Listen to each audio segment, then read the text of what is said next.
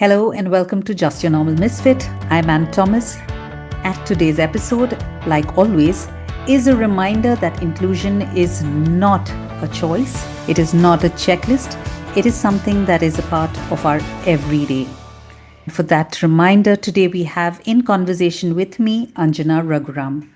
Anjena is a special educator. She's also the founder of Saksham Centre for Specially Abled, which holds space for children that often don't get the spotlight they deserve.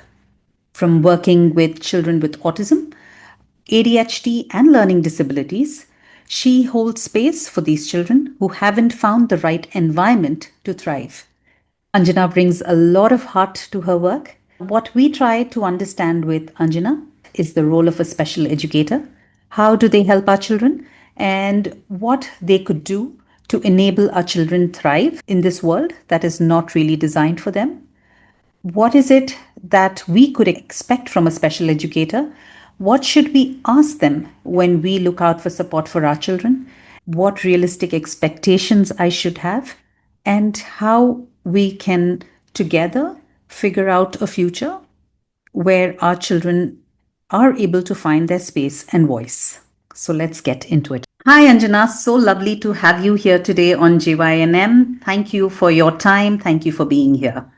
Hi, Anne. Thank you so much for having me on this. I would love to know a little about you. Where are you from? What do you do? What is your role today? My name is Anjena, and I am a Tamilian from Delhi. And I got married and relocated to Bangalore. Professionally, I started my career as a voice and accent trainer, and I happened to take a detour and came towards special education. And today I am the founder and director of an institute called Saksham for the Specially Abled, and we are based out of Bangalore. That's a big jump from a voice trainer and moving into special education. Tell us about that, Anjena. Voice and accent training happened to me by accident. I did my MBA in insurance and risk management, and I had gone to American Express for an interview to be joined as a risk assessor. While the interview was on, the manager just happened to pop in the question that, Anjena, would you try becoming a trainer instead? I got onto the floor. I used to train the executives. I happened to train the leadership there. There was something missing. I realized all this is not something that I wanna stick to if it is my last day today. I want to do something more worthwhile, something that I was getting called for, and that was teaching children with special needs. Why? Because I have always had a soft corner for them since I was a kid.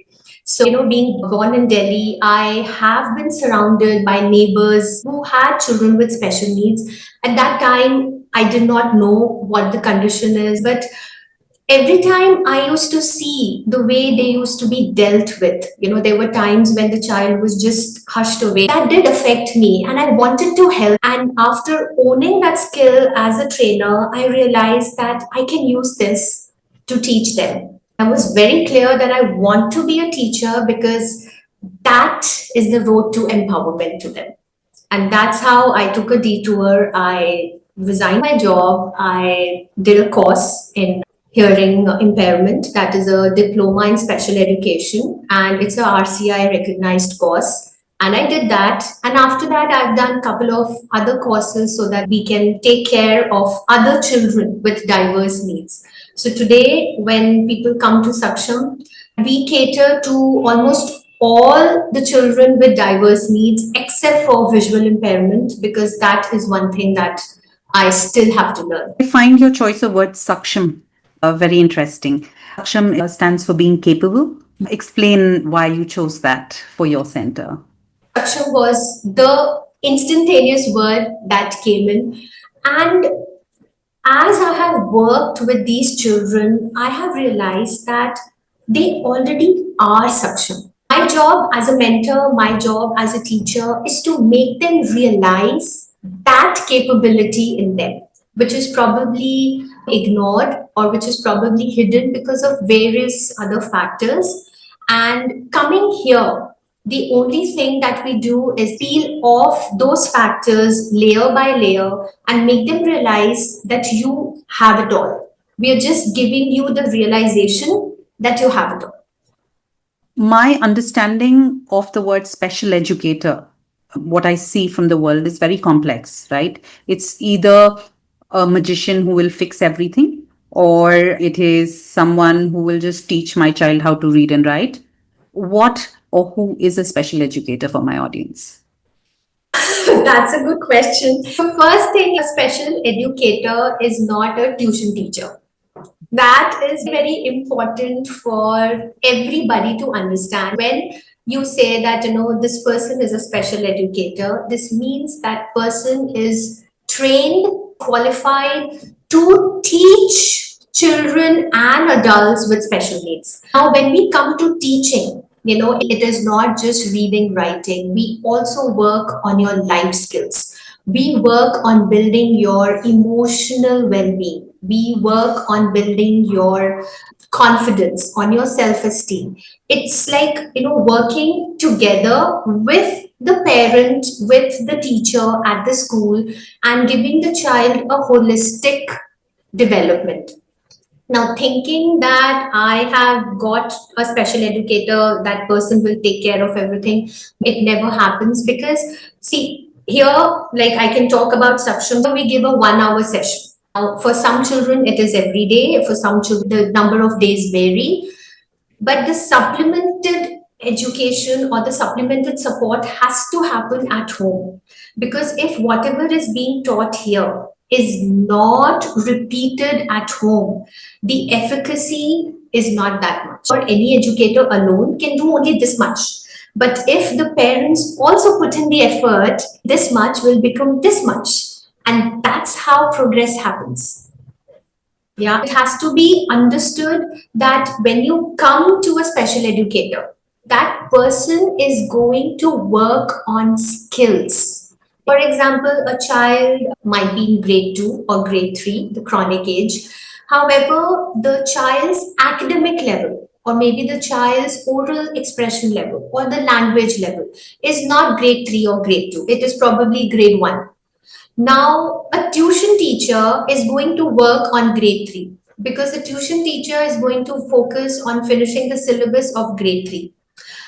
As a special educator, we work on building the skills from that grade 1 level till grade 3. So, our aim is that we build skills so that the child can sail through life efficiently. My idea is not to sail through exams. Of course, exams are a part of it. If there is an exam, we help the child revise to get some grades in that exam. But we don't work on syllabus. We work on skills, making sure that the child can, as much as possible, start doing things independently. So that would mean that every goal would depend on the child, or what the syllabus to work with that child would be defined with the parent, the school, and that child. Customized program for the child. That's how it happens. So what happens is we get a call from a parent. The parent is called. So the first is an informal conversation with the parent, and if possible, the child also, so that we understand what does the parent need and what is the condition of the child. Now, once that is done, there is an assessment by the special educators. Most children have a standardized assessment done by a psychologist. That is important because you need to get an admission in the school, you need to have modifications, accommodations. When you come to a special educator, their assessment is to understand the current level of the child. Where is it that the child is finding it difficult? Now, parents say, मेरा बच्चा पढ़ तो लेता है madam, but उसको कुछ समझ में तो नहीं आता. Now, अगर वो पढ़ लेता है, तो वो किस तरह से पढ़ रहा है? Is he able to read fluently? And if he's able to read fluently, where is it that he's finding it difficult to comprehend? Which part of comprehension is getting affected? Now, there are children who can read amazingly, but when it comes to comprehension, they're not able to. What do you do with them? We assess the child on all skills, starting from visual perception, auditory perception, to writing, listening, oral, everything. Then we make something called an IEP, that is Individualized Educational Plan, which we make for every 3 months. We make the goals are shared with the parents, and the parents also give their go ahead, and that's how the work starts. And as in how the child keeps meeting the goals, we keep adding more goals. There are certain children who come to me after this age of 15, 16, and we go ahead and work on functional academics with them. At that time, I don't work with ABC and 1, 2, 3, because their requirement is functional, is to teach them things that will help them manage their daily activities in the best way possible. The IEP is tweaked and customized according to their age and their understanding. Explain certain aspects that you just mentioned in terms of visual understanding, in terms of perception, in terms of auditory delays that may affect a child versus a child with autism, and how you measure that. Explain certain technical pieces that a parent should be aware of when they go into a conversation with a special educator. So, visual perception, in a very simple layman term, has some activities like we used to do as kids. You take two pictures and figure out what is different in these two pictures, what is same in these two pictures. For example, amongst so many words that is given on a worksheet. Now, these together come under the umbrella term of visual perception. So to be able to identify something from an array of things is called visual figure ground. And trying to identify similarity is visual discrimination. Most of our children find this very difficult. They find figuring out similarities difficult. They find taking out differences difficult. And why is this important? Because this skill is connected to our reading and writing. These are the prerequisites of reading and writing. Now, why or how? So, for example, if a child is finding difficult to follow a pattern and to finish a pattern, or a child is finding it difficult to track that carrot to the rabbit, the child will find reading and writing difficult. Spellings will be a problem because the child will always write for CAT. The child might say CTC, ACT. The child is not able to produce CAT on the paper. Now that is important. So when kids come here, even if the child is as big as 15 or 16, the visual perception activities are conducted. However, the activities are done in such a way that academically they can be connected together. So for example, if I go ahead and say, okay, there is a line written on the board. Now, there will be many children who, while sitting in the classroom, will find it very difficult to track and to write that. They will see, they will understand, oh, this is cat. By the time they come here on the book, they have forgotten. They don't know what is it. Now, that can be anything. That can also be a working memory. Maybe, we need to work on working memory. We need to work on focus. It is possible that the child is not able to read. The child can do CAT. But by the time the child is figuring out how to write C and how to write A, he or she has forgotten the word. That is how important working on our prerequisites is. Having said that, the IEP does not focus only on this. We will be doing academics, but simultaneously, these things are also done so that together there is a change or there is a transformation in the child. Now, coming to the auditory part of it, there are times when the child has an auditory processing concern or concern with auditory perception. Now, what is auditory perception? That is when the child is not able to identify or discriminate the sound that the teacher is making. Teacher might say pat, but the child is heard as a bat and goes ahead and writes bat. Now, there are times when the teacher will say, okay, open this, go to this page, do this question. That is an auditory instruction given to the child, and there is so much of given instructions that the child is like, I don't know what you just said, I have forgotten, and I have not even processed what you said. That comes under our auditory processing concerns. And that is why working on these skills, they will take time. Just like you and me keep working on our skills every day, we have to keep working with these children. However, consistent work shows improvement. I will never say that a child who comes here with a condition cure ho jayega. There is no cure for anything. But yes, with consistency and faith, there is an improvement in everything. That is for sure. So, how do you build that realistic expectation for the child? Because there is a lot of disappointment and expectation the child is facing on a daily basis. I had ET on my podcast last month, and he said, I practice my handwriting, and they would just give me handwriting books after books. And I realized that there was no point in it, and I just gave up on it. So, it is a big disappointment to deal with you put in your effort and your whole and you still can't get it. There is the disappointment of one not being able to succeed, disappointing the people around you that despite their effort and their support, I am not being able to do as much as you expect, and also a certain not being at par with that you have to deal with on an everyday basis. How do Yes. you manage that for a child? Because it seems a lot. I agree. It actually is. So, the first thing as a special educator we do is that making sure that this space where they come to is a safe space for them. That is the first thing I always tell the parents, that this is the place where you will be taught. These are the things that I have. There is no force for anything. When I'm teaching children or when my team is teaching children, we never get into writing. Writing is like the lastest thing we will do. The first thing is to get them comfortable with me or with the educator, to get them comfortable that it's okay to take help. It is okay if I'm not able to do it. Even I cannot do many things. Now, when we are connecting with the kid, we don't lie. But there are certain things that me as a person cannot do either.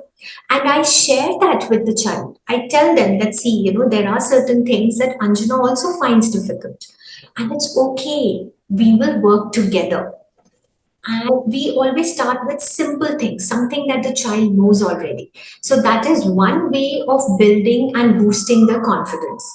A constant reinforcement that awesome, you did amazing. That always works with the children. However, it has to be balanced. It should not be overdone. And slowly and gradually, when their confidence starts building, how do we know that? Because they'll be very happy when they come to the session. They'll be smiling. They will look forward to it. Because here I do a lot of hands on activities. My idea is that the child gets comfortable. And once that comfort comes in all realms, as in with the child himself or herself, with the space, then we slowly get into doing the hardcore reading. Reading through the blackboard, reading from the board or a slate, reading on the floor, writing on the floor, reading, getting comfortable with books. And it's only then when I see that the child is comfortable that we get into writing. Because writing is a completely different task. And we have an option for writing, is what I will always say to parents. If the child is struggling to write, we can get a scribe. A scribe is an option, right? Of course, we don't tell that to the child because we don't want the child to get complacent. We will keep pushing and pulling the child as and when needed, but then we have an option of a scribe. So if needed, if you think that the legibility is not there, or if the letter formation is not perfect, if the speed is not up to it for the exam or from the exam point of view, you have a scribe in place. So that is something that can be taken care. But we always have to make sure that once you know or once you're aware that the child has a concern, dealing with the child has to come from that awareness. Before the assessment, the parent is shouting, the parent is getting angry, the parent is probably cursing, whatever the parent's space is. Once you know, you have to deal with the child in that way. Having said that, that doesn't mean that you stop pushing the child. No. You have to keep pushing the child with the awareness that today or tomorrow it will happen. Because we all work with that. So if somebody comes to me and says, Anjana, this is the kid and you're working, when do you think I can see an improvement? That is only God can say. The only thing I can say is that if we work consistently and with faith and hope, the improvement will come. But you cannot push the child excessively, because that is what is happening in schools. You have to make sure the push is to a certain extent that he doesn't break down. And the moment you feel that it's getting overwhelming, pull back, change it, divert, or take another topic, do something else, calm the kid down, and then go ahead again. I have a kid who's deaf, and he's with me now for the past 2.5 years. I started with ABC, and today the child is able to do comprehension, place value, and is able to answer questions. There have been these moments where I used to teach place value to the child, and we used to start, and the kid used to get really overwhelmed and was not able to follow. So we used to stop. Okay, we will do something else. But after some days or after a month or so, again try. I guess after 6 months, the child finally did it that day. And from that day onwards, we started practicing. You don't know when the child is ready. Having said that, you can't even stop. So you have to keep seeing, gauging how the child responds, and then take your call. I think when you work with children, you also work with a lot of your instinct. We can do it today. Today he doesn't look up to it. Let's see how it happens. So it will just happen. Then there are times when the IP, the plan for the day, does not happen at all. As in, you start for something else and eventually you're going somewhere else. That's very interesting for me because my head is going into multiple places and lots of questions there. So I'm wondering which one to go with, or whether to go with something more technical, like how do I understand something like processing speed, like you mentioned, right, or working memory, how it impacts my day to day for a child, and how do I explain that to a parent or a teacher in a classroom who's never heard processing speed before, and how it's actually impacting every single day and every activity. Or just talking about managing expectations, because you said progress may not happen the way you expect it to, and learning definitely happens, but it's very difficult to show learning, right? To show learning in grades instantly. So learning can be as simple as the child being able to sit through a session without getting up. So I've had the same kid that I was talking about, who's around 15, 16. The mother was sharing that it's been a month, and now I can see that the child is sitting through the session. Now that is learning, and that is an achievement. If you say that the child is still getting 3 on 10, that is something the parent also has to understand. So for us as special educators, if the child writes his or her name after teaching them for a week, that is a hooray moment. I'm like all over the place because the child got to know his name and he's written his name. Now the child is sitting through the session. Otherwise, the child used to keep getting up, was very restless, and now it depends how you want to measure success or achievement. I guess that also needs to change a little when it comes to our parents and teachers.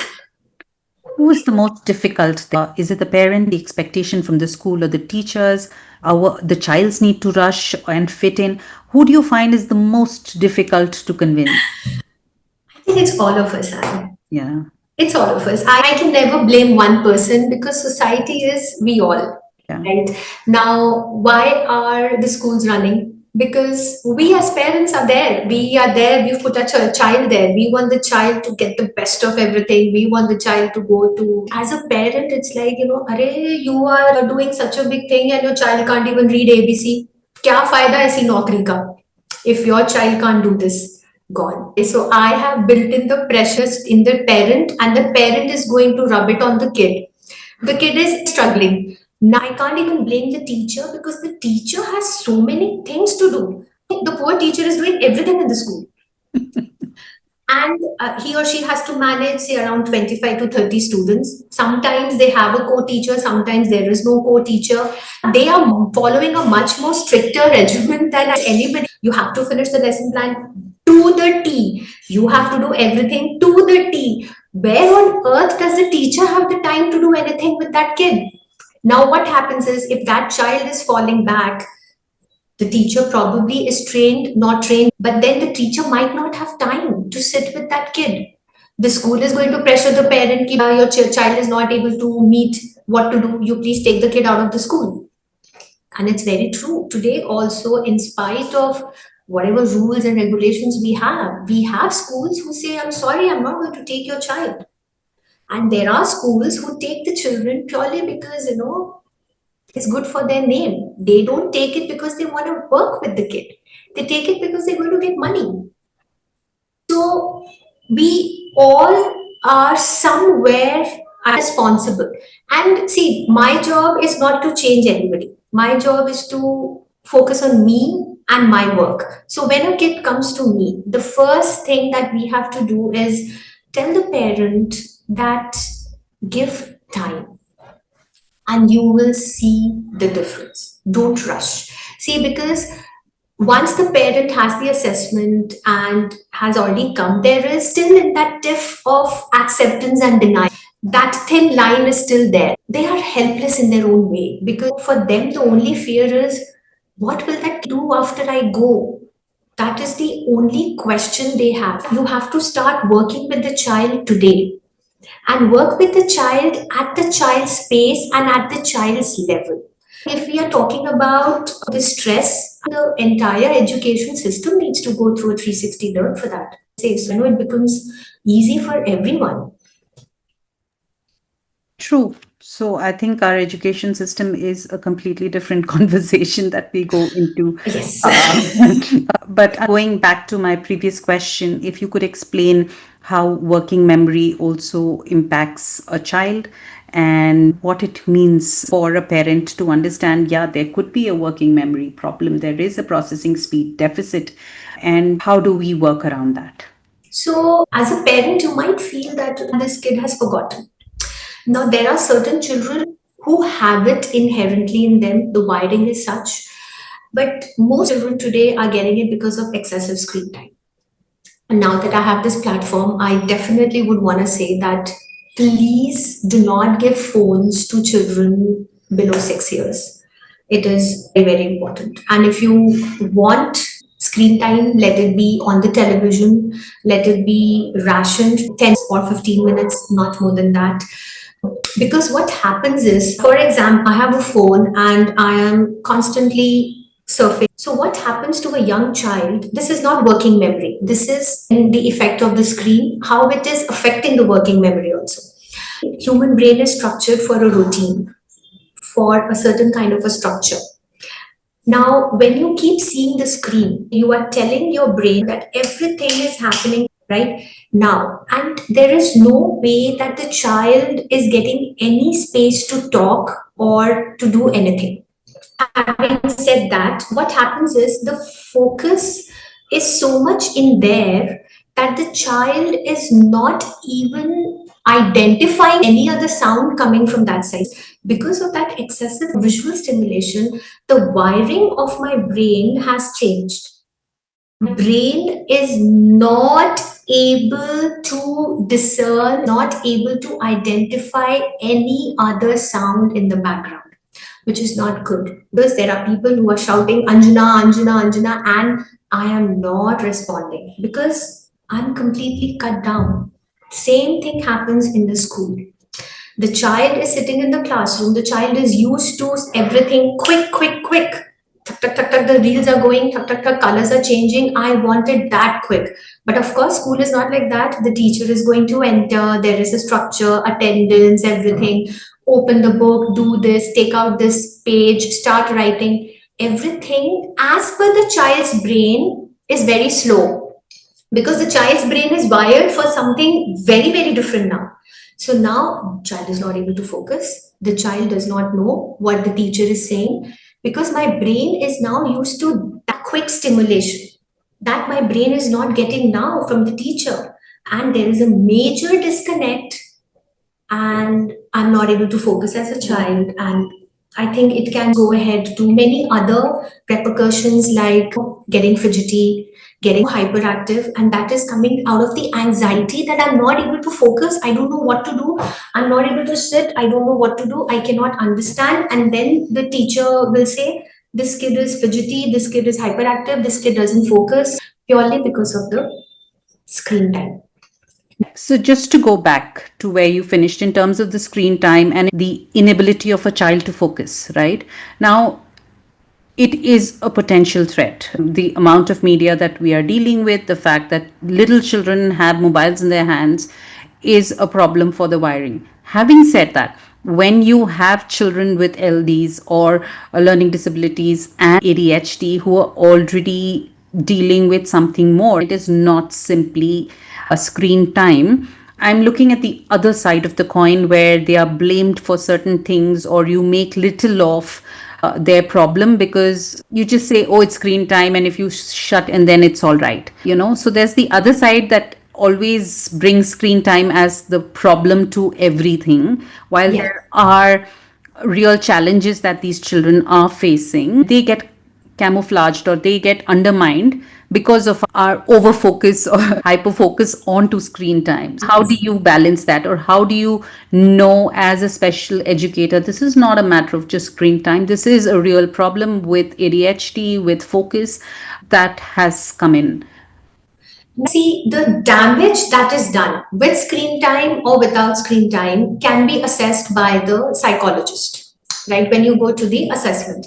Now, if a child has learning difficulty, if a child has ADHD, the early signs are visible well before the screen time also. The parent or the caregiver will be able to notice. I don't know if that will raise a red flag for the caregiver, because most of the parents are not aware that this is what the milestone is, this is how it should be, this is what should happen. But if the parent or caregiver is observant enough, you can identify that the child is not talking the way the peer is talking, or when it comes to language related activity, talking in a particular language, the child is struggling. When it comes to reading and the child is of that age that the child should read, these are some signs that the parent has to notice, and you start giving the intervention from the parent point of view, like, okay, I will sit with you, we will start with letter sound or whatever the concern the child is facing. If the parent starts working, there are times that the child does show improvement. However, there are times that in spite of the parent spending time with the kid, the child is not able to show improvement, and that is the time the parent needs intervention, because you have people who are trained who can help you and your child. And it is very important for every caregiver to keep their eyes and hands open. If there is something amiss or if there is a delay, be aware, because I still get parents who've had 2 or 3 children in their family. They come to me and say the child had speech delay, and when I ask, was there an intervention?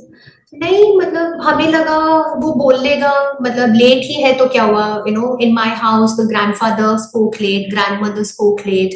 It's not normal, and that has to be nipped in the bud. So if you as a mother or as a caregiver feel that we need help, go ahead and take that help. The sooner the better. So you're going to help the child in many, many ways when the child grows up. What is the relevance of early intervention? It's as relevant as studying today so that you get a job tomorrow. There are many studies which say that there is this neuroplasticity of the brain, and till 6 years of age, till 7 years of age, the child's brain is like a sponge and it is absorbing everything, which is very, very true. And that is why we pay a lot of attention to the child. We have a standard milestone that is like a benchmark with which we compare, this child is delayed or this child is still to reach there. Now, if a child has, for example, speech delay, you get to know that the child is already 2 or 1.5 and not speaking. Early intervention is that you take the child to the pediatrician, you talk to the pediatrician, you get the child to doing the speech therapy. What will happen is that lag or the deficit that has come because of that delay will be taken care to the best of its ability, because it's very important to understand that if there is a delay in speech, there is a delay in language acquisition. There is a delay in cognitive faculties also, because language is not just to talk, it also helps our reasoning abilities. And that is why many of the children who have speech delay, irrespective of autism or LD, that is very, very different. Children who have speech delay, they find language as such very difficult, because for them everything is delayed. For them acquiring the receptive language at their pace, they will have the expressive language at their pace. So receptive is what you get, expressive is what I'm giving out, either in the form of written or oral. So if I compare a 7-year-old who has had a speech delay with no intervention to a 7-year-old who's met all the milestones, you will see a huge difference. And that is why getting the intervention as early as possible will help you to give much more improvement in the child. If a person is deaf, and if the child is being given a hearing aid, it has to be done at an early age. When I say early, it should be as early as 1.5, because the child is hearing from the womb. If the child is born deaf, we do the required hearing aid or cochlear implant, but you have to start with something called auditory training for the child. Our brains are wired to hear and to listen. When there is a sound, we will see them, or when somebody calls us, we will look at them. But for a deaf, that's not there. And if I'm putting a hearing aid or an implant, for that person, it is excessive noise, because till so many months, there has been no noise for them, no sound for them. You have to train that particular person to identify sounds, to become aware of sounds. And only then does your speech therapy or your speech training even comes. So what I'm saying is, early intervention is of extreme importance. And if it is done well, you will actually see loads of improvement in children. But unfortunately, most of the kids don't get it, because either the parents are working, or the parents don't understand the intensity or the gravity of the situation. Like for them, अच्छा हो जाएगा ना, tension नहीं है, हो जाएगा. So हो तो वो जाएगा, मगर वो किस तरह से होगा, वो हमें देखना पड़ेगा. That is what is the problem. Also, in terms of our medical team, many people go back and say, just last week, speaking to another parent who said there is something amiss, and she saw the red flags. And especially with autism, your child thrives, and then suddenly there's a regression that happens. So, that is unexpected. Even when you as a parent are noticing, we don't have the trained professionals who will stand with you and say, yes, there is a problem and let me help you through it. Most of us have had our own journeys as parents, and then we are looking for answers, and we are looking for answers like needles in haystack. Some unfortunately for us, we are dealing with a very large population of people, and the problems of invisible disabilities are lower than the other challenges. So I think it's not so much, unfortunately, our parents are not ready. Like, probably I was one of those privileged ones who, the moment I got pregnant, started reading 100 books. Even in my personal experience, I read all the books that I had.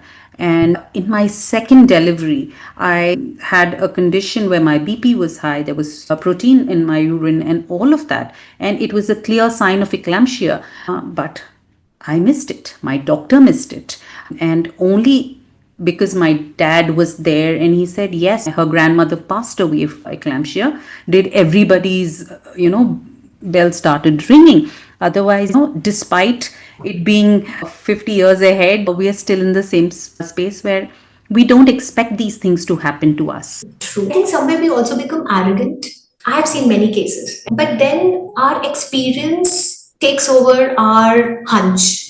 That also happens. The only thing that I can say is that, to err is human. We all are human beings, and we all are learning on the go. None of us know everything. The only thing is that if you miss it, own it and do what can be done. नहीं हमारी गलती नहीं है, उनकी गलती हमने तो दिखाया था, हमने तो things, right? You have to have that integrity in you, because at the end of the day we are human beings, and that is the only thing that will connect you to the other person. That is what makes us different from AI, right? And that is very, very important to understand, that you earn the money, you do what you're doing, but be judicious to the money. You have the power to affect a person's life. It is huge. There was such a heartwarming testimonials. I was crocheting this message. I didn't see it at that time because I was busy counting. Then I happened to see the phone. The parent had a message that they had gone for a PTM to their kid's school, and the teacher said the child is in grade 4 and the child is now independently reading and is able to solve math sums one at a time, is able to answer the questions independently. The parent was so happy and he said, ma'am, the 2 years that you have given has worked tremendous with that kid. And that one testimonial, it just made my day. That connect is important. And not that I haven't charged. Of course I charge. But then be judicious to what you charge, because you are responsible. And parents trust you. Just like I trust the school where I'm sending my child. I'm trusting the teacher, I'm trusting the school that they will take care. It's the same thing with another parent when they're coming to me. Everybody needs to realize that, starting from the doctor to the teacher to the parent. Everybody has to, like the way my kid is going somewhere, the way I will go one day somewhere, it is the same way I have to deal with that other kid. So when you sleep at night, you should be able to sleep in peace, is what I would say. So, Anjena, as you just mentioned, we are a culture that puts a lot of pressure on trust. We trust our doctors, we trust our schools, we trust our teachers. We never ask questions of what their qualifications are. But I feel here, I think it is important for our parents to know what to expect and ask of a special educator when they walk into a room with someone like you. See, the question is tricky. Special educators are licensed or trained, and we have a license from the Rehabilitation Council of India. That is an autonomous government body, and it is under Ministry of Human Resource Development. So our license is valid for 5 years. So within that 5 years, you have to do a lot of upskilling, lot of programs. The whole idea is that you are updated professionally and you have to keep renewing your license. You also need to see the connect with that person. That is very important. Now, see, a degree is important because, that is making you a valid professional, somebody who knows the job, because you can't just chumma go ahead and leave the kid anywhere. As a parent, what is the energy you're getting from that place? If I am not comfortable with that teacher, if my child is not able to gel with the teacher, or if the teacher is not that warm and pleasing, do you think the teacher will be able to establish a connect? If you have a doubt, go ahead, give 2 to 3 months. The first meeting can be a little awkward for everybody. Definitely for the child, because the child is like, being taken from one place to another. Ki ye karo, wo karo, wo karo. Don't take the child right now, okay? If you are in doubt, go ahead, try it. Give some time and then you take a call. So I will say that it is not just the degree, it is also the passion that speaks. I think together you'll be able to get a fair idea about, after say a good 2 to 3 months, how is it progressing? Because when the assessments are done, when the parent, being suggested various things that can be done, the way the person talks, the way the person is handling you, the way the person is talking with the kid, you can make out many things. Take all of it together and then take an informed decision. It is very important. I get people who call me and they say कि अंजना वो तो जबरदस्ती ही ये therapy करा रहे हैं, वो तो जबरदस्ती ये वाला थेरेपी भी, वो वाला भी करा रहे हैं, ये भी करा रहे हैं. If you have a doubt, please go to some other professional. Don't start the relationship with doubt. If there is this slight hitch, ask the question. Okay, are you trained? Do you have this? What all do you do? When you have a fever, you will not just go to any roadside clinic and, okay, I need this medicine. You will not do that, right? Even when I'm going to buy a t-shirt, I would probably go to a reasonable place to buy a t-shirt. So why not do that for your child as well? Okay, you have to understand that you are investing that time with that person. The money can be earned, the time once gone will not come back. And that is why it is important that, it's not just the degree, you see the other things as well, and then go ahead with the person. I think we often forget that as parents, we get gifted with this gut feeling and this sense of something is right and something is not right. And what has helped me in my mothering to a large extent is just trusting that gut and asking those questions. And I believe as parents, what seems perfect for a lot of people and people are okay with it, I have found myself completely acceptable of that treatment. I might take anything for myself, but for my children, I ask a lot more questions, and that has also helped. Whether it's a medical situation, whether because I remember when my son was struggling with writing, and teachers would say that he's just lazy, or the teachers would say that no, he just doesn't want to do work, and also because he's twice exceptional, because he's extremely intelligent with language and at the same time dysgraphic. They would refuse to understand that there has to be a problem. Had I not trusted my gut and said, no, I need to get an assessment done, there seems to be a real problem because this child is trying and still not getting it.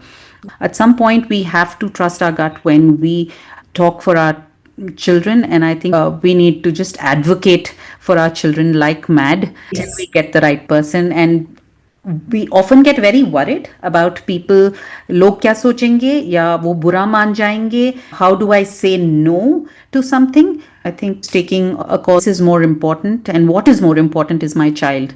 Having said that, I love what you talk about, building a safe space for the child, building a relationship and a connection with the child when they come to Saksham or when they're working with you and working with anybody.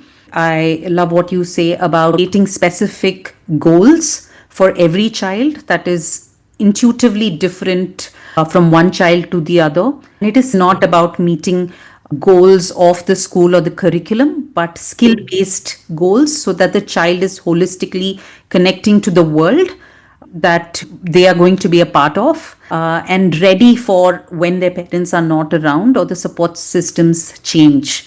I'm seeing that you are doing it in various ways. However, when we talk about children with disabilities, visible, invisible, physical, or learning, we always come from a place of deficit.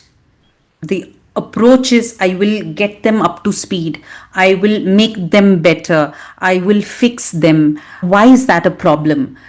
And how do we change that attitude towards a strengths based approach so that these children also do well despite their so called challenges? See, none of us need to be fixed. We all are good the way we are. Having said that, when the child comes to us, the child needs to be understood. What is it that the child is finding difficult? Now, when we do the assessment, my assessments never happen in one day. My assessments they pan to 2 to 3 sessions, sometimes even 4. Because the moment you come, you will not start with, okay, da, da, da, da, da, da. No, it's never like that. The child will come, we will talk. I have a lot of games. We will be playing with the kid, talk with the kid, understand what's happening, understand how the day was, what did you eat, what was the best part of your day, and slowly get into doing whatever work we have to do. Now, the thing is that we have to change it here, that I have to fix this problem in that kid. The kid has a condition, that condition will improve with certain therapies and certain intervention. that condition cannot be cured. However, when you say that I have to fix it, iska matlab hai that first of all you start seeing it as a big problem. Okay, as a parent or a caregiver, if that's the energy I am going to be exuding, even if the child does not take it as a problem, will start taking it as a problem. And there starts the going down curve wherein the child will feel यार मेरे में तो ये problem है, मुझसे ये हो नहीं पाएगा, मेरे में ये प्रॉब्लम है इसीलिए मुझसे ये नहीं हो पाएगा. The same dialogue the child might be hearing even outside in the school, right? So the first thing we have to say is that nobody needs to be fixed. The children are coming to you because they are finding it challenging to read or write at that level because there is a certain gap for XYZ reason. Our job is to fill the gap, help the child, probably support the child with certain strategies and let them go. And please understand, this is not a problem. This is a condition. If you see that everybody has to be fixed, that is how the person is, and even when two people, when you get married, you're living in a house, you have people of various temperaments. Are you going to fix everybody? No, we will work around it. We will see where is it that we can reach together mutually. That's how it works. When you talk about a child with a concerns, oh God, इसको तो अलग से पढ़ाना पड़ेगा, पढ़ाएंगे कैसे? It is not that difficult because the difficulty is here. If you actually think, we all are doing it day in and day out. As simple as if you have an elderly person in the house, how on earth are you going to explain a concept to that person? You will do some or the other jugaad and make sure that the person understands. It's the same thing with that kid. It's just that you have to come to the child's level to make him understand. And that is an effort which most of the people don't want to put. So what can you do? That's what the concern is. How are you using these learnings? I understand that you're working with NCERT on building more content-led stuff for children with learning disabilities. Tell us more about that. Oh yeah, that's an exciting project that I'm with. NCERT has chosen me as a resource person, as a special educator to help them build English language kit. So here, because we work a lot on activities and teach concepts through activities, NCERT wants to incorporate that for children who find learning difficult. This is majorly for the middle section right now, that is from 5th to 8th. And we are still working on this project. And once all done, it will be available on their website and you can buy the kit.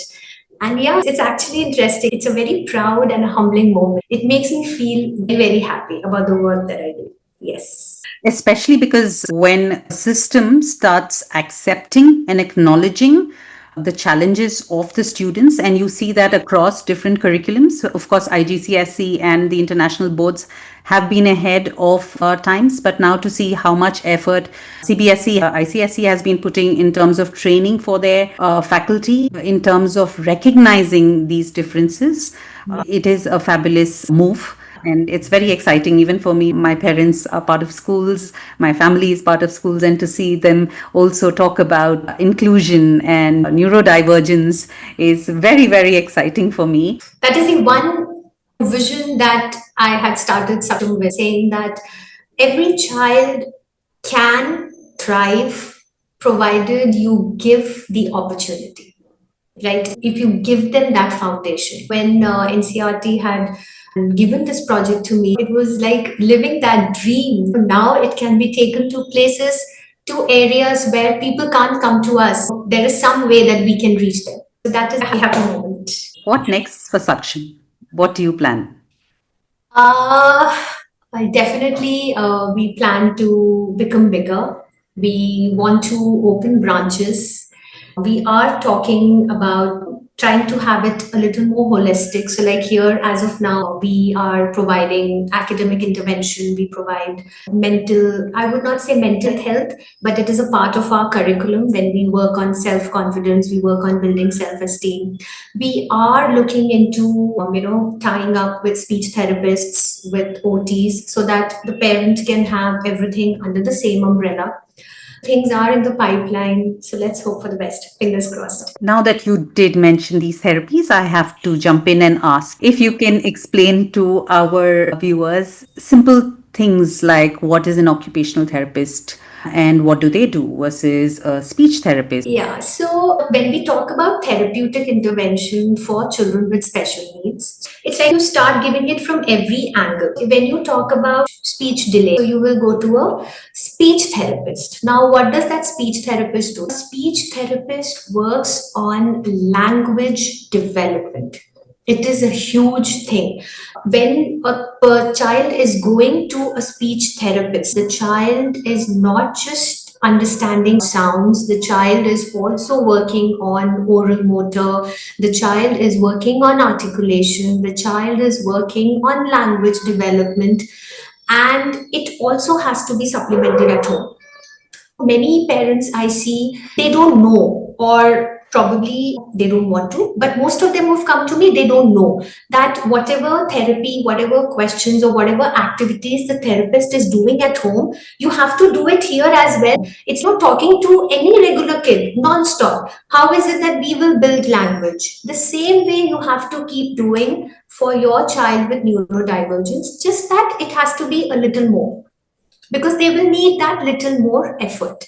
Now, occupational therapist. Now, occupational therapist not just works on your, fine motor or your gross motor.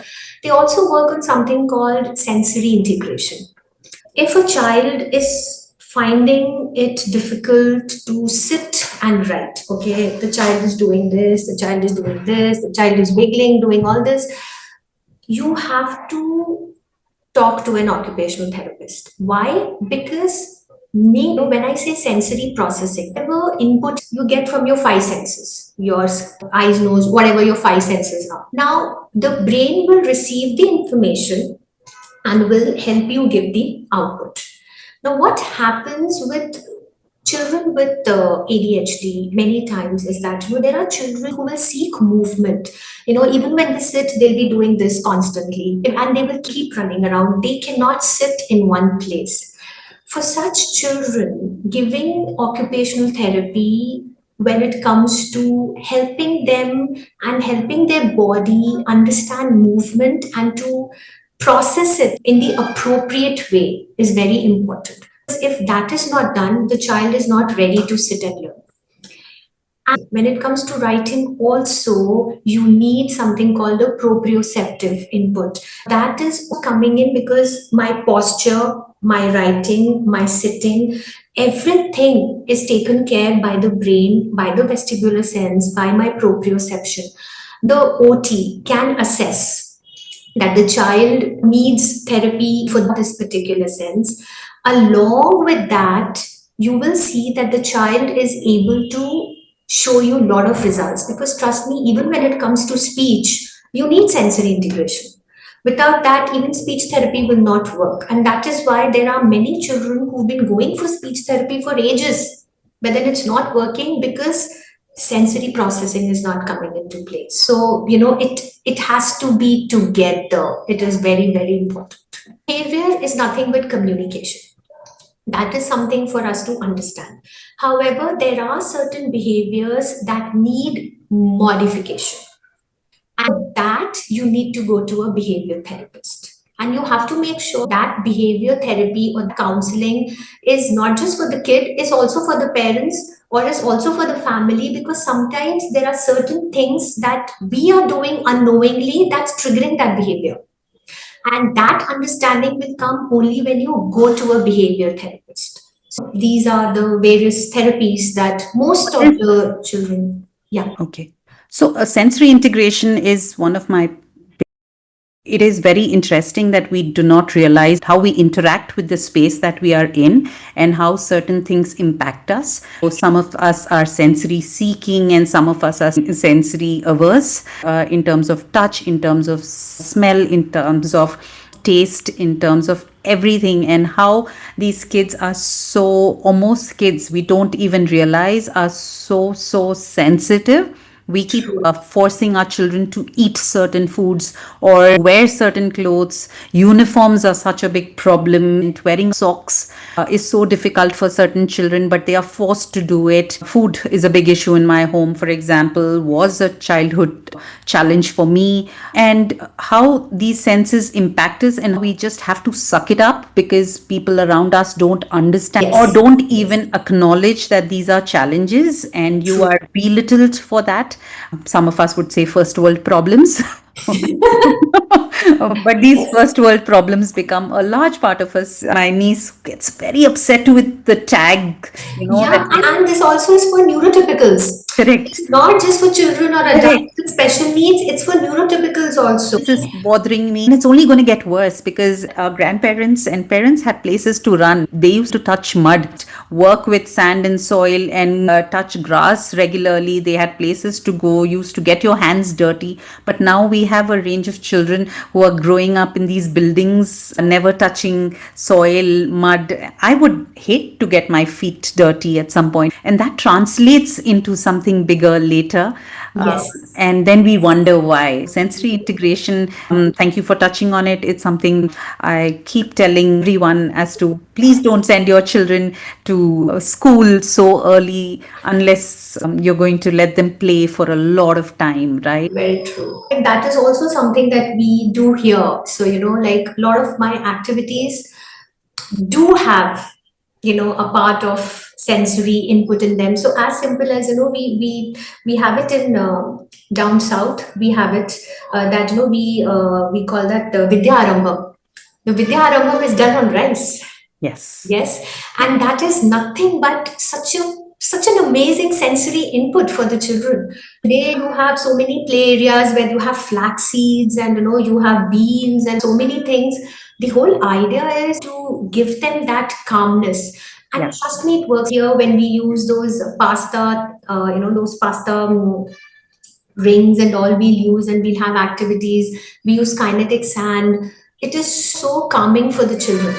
So Absolutely. giving the appropriate sensory input, as basic as there are children when sometimes they get overwhelmed because of the work that is happening with them in the sessions. So I just go ahead and give them these gentle massages, acknowledging it's okay, we'll take a break. How are you feeling? And while talking, you are doing that, you're giving that tactile input, you're giving them that security, and they're taken care of.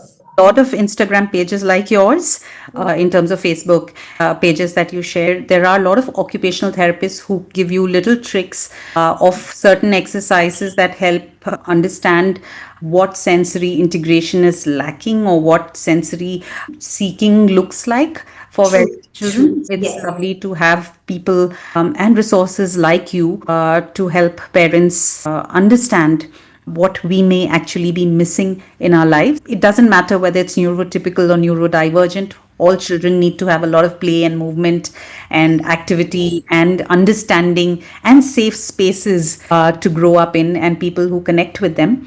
I am very, very grateful, Anjana, that you have given me so much of your time to explain these aspects. I hope that Saksham grows a lot and Thank you so much. And thanks for having me on this platform, giving me an opportunity to tell people that, it is important, give it that required attention at the right time.